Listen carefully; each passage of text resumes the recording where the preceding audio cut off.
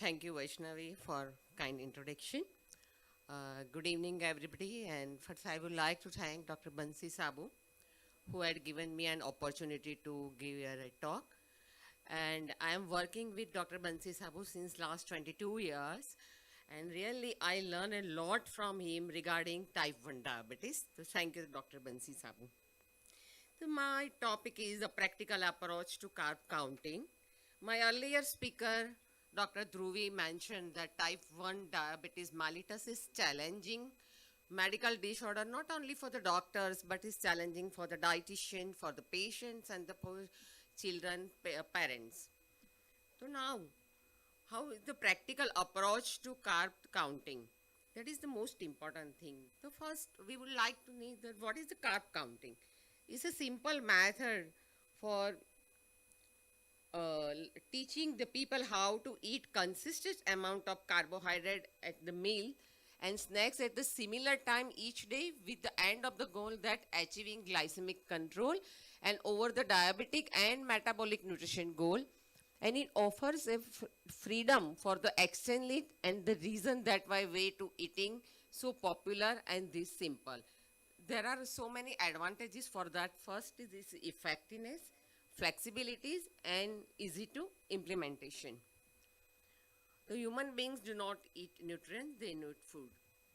So history is not a new concept of the carb counting. It's very old concept. This was used in the Europe 1921 when insulin was inventive, and this is the one of the successful dietary approach that used in the DCCT trial. So this slide as I taken from the Dr. Shashank Joshi is this is this study that carbohydrate intake in the Western Indian dietary, you can see more than 63% all over the community. For the non-diabetics as well as for the diabetics, you can see almost above 60% to 70%. So we Indians are more carbohydrate eaters. So why we are focusing on the carbohydrate? Because carbohydrate counting is a great impact on the postprandial sugar, and carbohydrate counting is a meal planning approach. For the diabetic, this focuses on the carbohydrate as a primary nutrient that's affecting postprandial sugar. So you can see this is the simple different type of the sugar, and you can see the spikes of the sugar. Highest sugar of simple sugars and the standard sugar, and the very low spike after the soluble fiber and complex carbohydrate. So what are the principle of the carb counting? The always carbohydrate is the carbohydrate, so is converted to glucose faster than fats and protein. An amount of the carbohydrates should be given the first priority as compared to the type of carbohydrates. And long-term outcomes are more dependent on amount of carbohydrate than glycemic index and type of the carbohydrates. So carbohydrate counting is a meal approach for the people with the diabetes, also type 2 diabetes and type 1 diabetes. It is way to count carbohydrate in meals and the snacks, and every eventually spacing carbohydrate throughout the day, and by eating the same amount of this each meal and snacks, you get better sugar control. So how to start is a very start. So first you explain the patient for the basic food meal plan guiding to which food contains the carbohydrates, because the parents and the patients, children, parents and the patient don't know which food contains the carbohydrate. So basic carbohydrate, you explain the food that which contains the carbohydrate, then consisting in the timing, type of the carbohydrate and the portion size and symptoms and the treatment of the hypoglycemia. So you can see, you can counsel the patient that this type of the pictures, that these foods are containing the sugars like fruit and fruit juices, sugary drinks, toffees and chocolates and sweet condiments such as barbecue sauce, ketchup, all are containing sugars. And all these foods containing starch like cereal and pulses, legumes, starchy vegetables, roots, milk and milk products, these all are containing starch. So there are three levels of carbohydrate counting. First is the level one is the basic, second is intermediate, and third is the advanced carbohydrate counting. You should try step by step. So now, first you explain the healthy eating principle to the patient. What are the basic healthy eating? Low saturated fat, high fiber, complex carbohydrate. Then identify the carbohydrate groups, like which type of carbohydrates, like starch, sugar, fruits, milk, sweet. Then you introduce the portion size, general estimation, like cup and katori, glasses. Then you measuring the carb serving. One servings of carb contain 50 grams of carbohydrate. So you explain them about the carbohydrate serving. Then actually count the carb from the food. Like one roti is containing 15 grams of fruit carbohydrate. Then carbohydrate to insulin ratio. Suppose the patient is on multiple injection insulin dose or insulin pump, you explain regarding the carbohydrate insulin ratio, glycemic index of the food, and then insulin sensitivity factors. The tools for the carbohydrate counting. Measuring cups and weighing scale is most important for the carbohydrate counting. Without measuring cup and food weighing scale, it's not possible. Second is nutrient value books and carb counting books. So you should also explain the goal of the blood sugar, target blood sugar to the patient, that you keep fasting sugar not more than 130 and postprandial should be not more than 160 milligram per deciliter, and average blood time, bedtime blood sugar is not more than 150. So this is the goal of the sugar. This is the one case scenario at our clinic. One 20 years old girl, IT student, and she came to our clinic with DK. She was type 1 and she was insulin pump. Her temperature and all were normal, but she was severely dehydrated. And biochemical reports on admissions, her HbA1c was 11. Her random blood sugar was 530 mg per deciliter. Her electrolytes imbalance, she was her WBC was very high, to 23,000. Hyponatremia, and she was hyperkalemia. So this was her reports. We done her nutrition assessment. Her height was 160, her BMI was 25. At the time of admission, her appetite was poor. And when we recall the diet history, 3 days diet recall, and found that she had 80% carb in her diet before admission, and feast also, and she was not aware of the carb containing food. So that was her 6 hourly insulin and blood sugar. Pre-breakfast her sugar was high, pre-snacks high, and pre-dinner was high. And then we start the nutrition intervention and explain her regarding the carbohydrate counting, which food contain the carbohydrates, serving of the carbohydrate, and prescribe her diet, balanced diet, 1800 kilocalories per day and 50% of the carbohydrate. We recommended her 225 grams of carbohydrates each day, and detailed counseling regarding the food portion and carb counting ratio, insulin to carb ratio, and all this time we give her much more time for the counseling, and follow up after 1 month. Her postprandial sugar was absolutely in the target range, and her insulin dose was also reduced 4 units. And after 3 months, when she come back for follow up, we reassess and found that her she follow regular carb counting, and HbA1c was 6.5% from 11%. So that's why we count the carbs. So level first, how to start the carbohydrate counting. The first people who desire less structured method for the choosing food, like very non-literate people, rural area people, so just explain them which food contains the carbohydrates. Also learn about the foods that contain the carbohydrate, the concept of the carbohydrate choices, how to count the carbohydrate, and patients are taught to keep the food record. That is most important, and identify the portion size. So this is the basic carb counting using in grams. You can see because every day the children's generally type 1 are all the children, so they need some changes in their breakfast. So you can explain them this is the breakfast of the 55 grams of carbohydrate. Every day we maintain is carbohydrate level, but continental breakfast, then Indian breakfast, then Chinese breakfast. So you can count the carbohydrate and give them the flexibility. So carbohydrate counting should be in the one choice is or one serving. One serving is equal to 15 grams of carbohydrate, and carbohydrate contains one choice is equal to 15 grams. So estimated totally how to start estimated total calorie intake from the carbohydrates.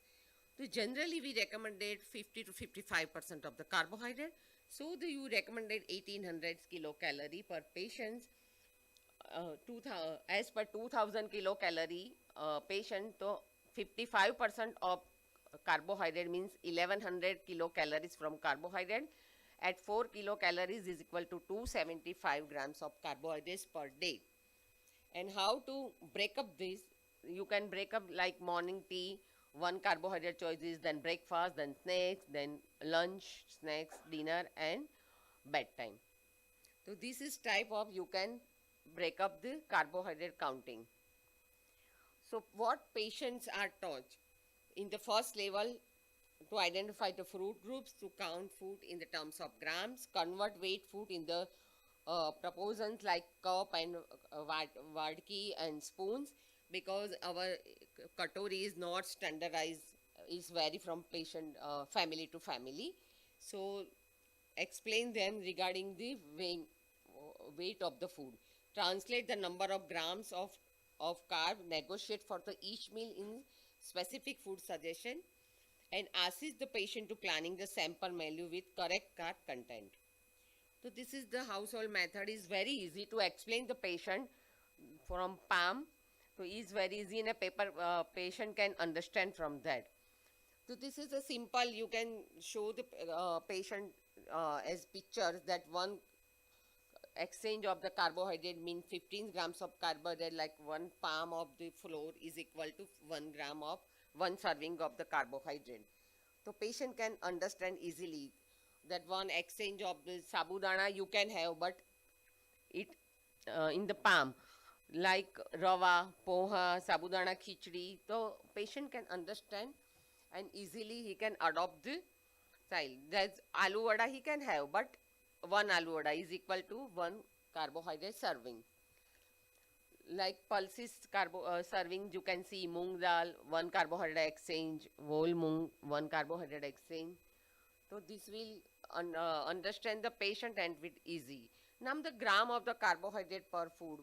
Cereals and starch serving is 15 grams of carbohydrate.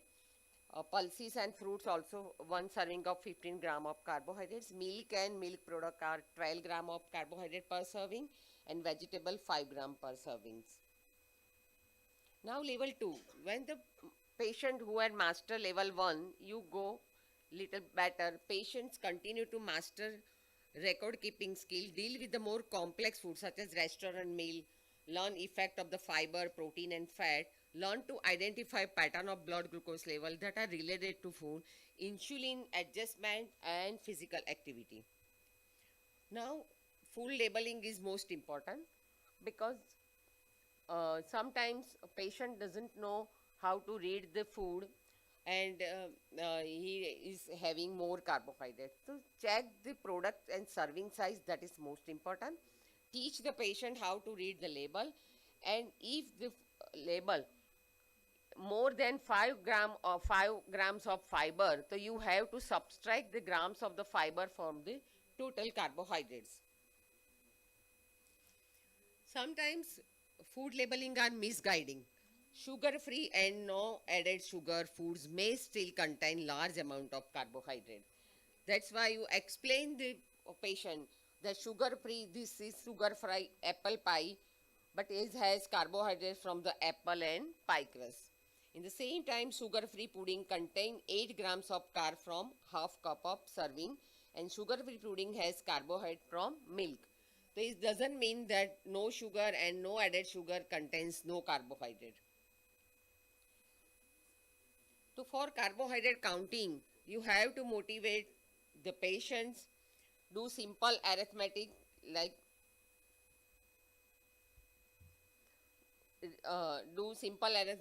add, subtract, multiply, understanding the insulin action, read the food label, count the carbohydrate, understand the relationship between carbohydrate and insulin, and adjust insulin based on food intake, exercise, and glucose level. Now level 3, who are on the insulin pump. So you must explain level 3 advanced carbohydrate counting. Advanced carbohydrate counting is important for the diabetic patient who is on the insulin pump, and patient following a flexible insulin therapy on insulin pump and can make adjustable to his bolus dose, amount of the carbohydrate and bolus. So now skill to require for the advanced carbohydrate: target glucose level. He must understand the target glucose level and when to take action. If his sugar is very high, he has to take extra unit.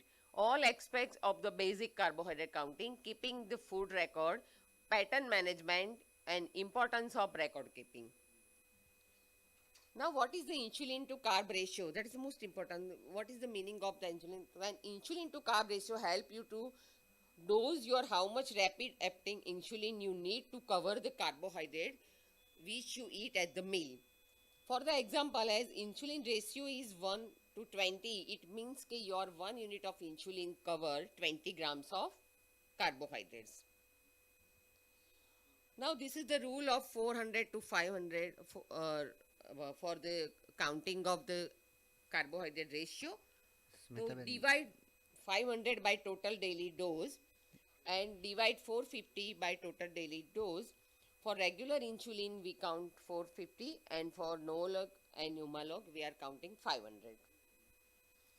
So this is the counting the carbohydrate ratio. Suppose, okay, fine. So this is the carbohydrate ratio. So you can explain this type of carbohydrate ratio, that grams of the carbohydrate and ratio, so you need this 3 units of insulin. So patient can understand. Now small snacks, at the time of snacks, suppose the snacks is less than 15 gram of carbohydrate, no need to insulin. And suppose the snacks is more than 15 grams, you need insulin. Now the correction factor, this is most important. His rule is 1500 to 1800. You have to divide 1800 divided by total daily dose. So you will get your insulin correction factor. It will help you to correct your blood sugar before meal. The correction bonus units.